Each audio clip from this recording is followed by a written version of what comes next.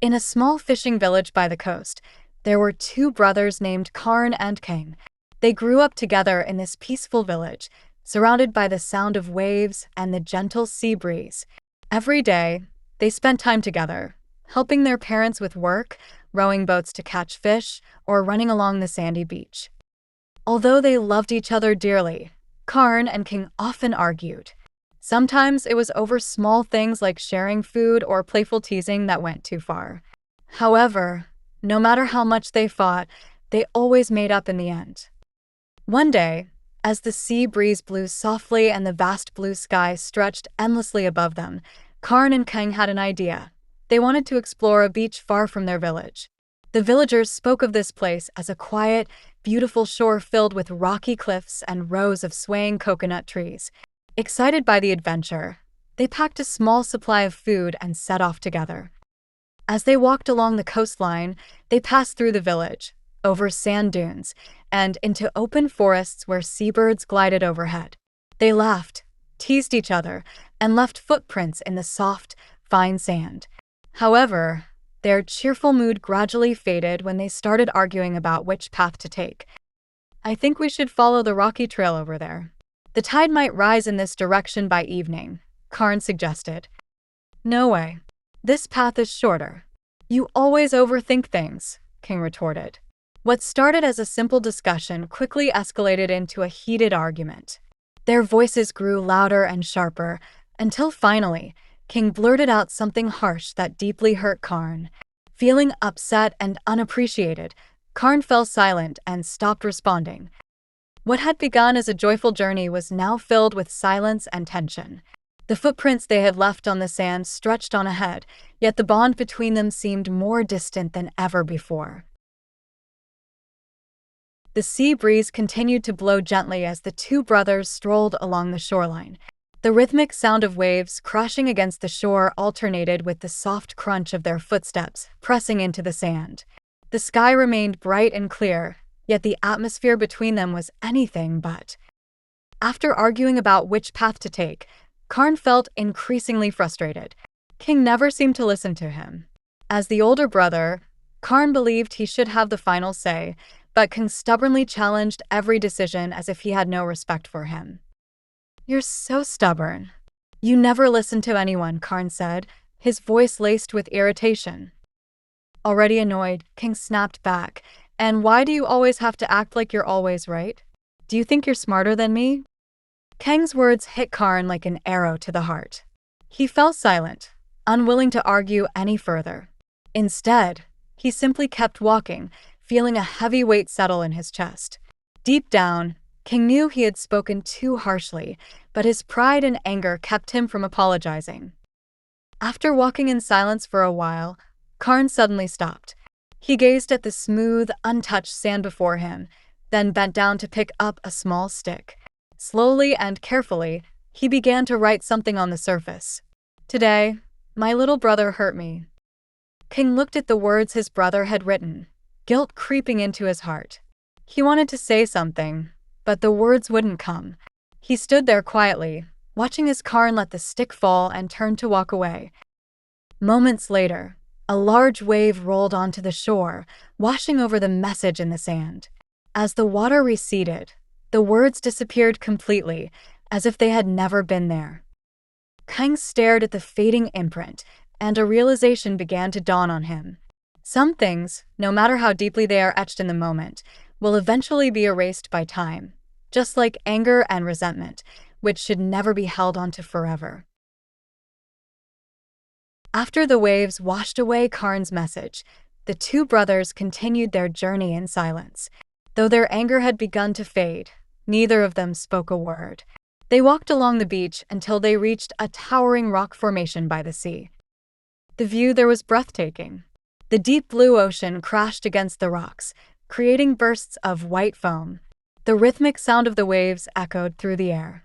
Small trees and shrubs grew in patches along the rugged cliffs, making the place look like a scene from a painting. Kang gazed up in excitement before turning to his brother. "I'm going to climb up and see the view from the top. Do you want to come?" Karn looked at the towering rocks and shook his head. "No, it's too high. Be careful up there." But King didn't listen.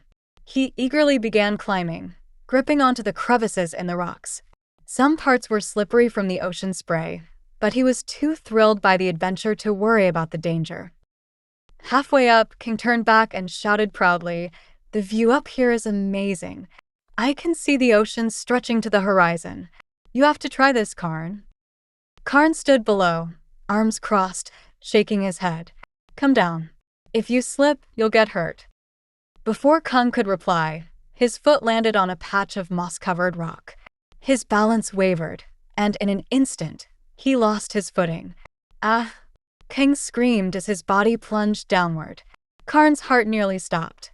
Without thinking, he lunged forward and caught his brother's hand just in time. Kang dangled in midair, one hand gripping Karn's tightly while the other desperately searched for something to hold on to. His heart pounded in fear. This was the first time he had ever felt death so close. "Karn, help me." Kang's voice trembled, full of panic. Karn clenched his teeth and strained to pull his brother up, but Kang's weight and the unstable footing made it difficult. He felt himself slipping, almost losing control. "Kang, use your feet. Push against the rock and climb up," Karn shouted. King forced himself to focus. He kicked against the rock, pushing himself upward while Karn used all his strength to pull. Slowly, inch by inch, they fought against gravity.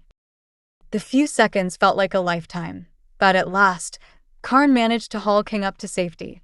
They collapsed onto the rock, gasping for breath, their bodies trembling from the adrenaline rush. Kang sat still for a moment, his hands shaking. He turned to look at his brother, who was covered in sweat, his face still filled with worry. "Brother," King whispered, his voice unsteady. "Thank you." Karn met his gaze, his eyes filled with both relief and concern. "Don't ever do something that reckless again. You almost died. Do you realize that?" King nodded slowly.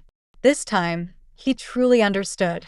Not everything should be done without thinking of the consequences. He was lucky to have a brother who would always be there for him. Even after their arguments, in the end, a brother was still a brother. After narrowly escaping the accident, King sat quietly on the rock, his heart still pounding from fear. He turned to look at his brother, who was brushing sand off his clothes. Karn looked exhausted, but his face was filled with relief. King glanced down at his own hands, which were still trembling slightly. Then, out of the corner of his eye, he noticed a smooth rock nearby. Slowly, he picked it up and pulled a small pocket knife from his shirt pocket.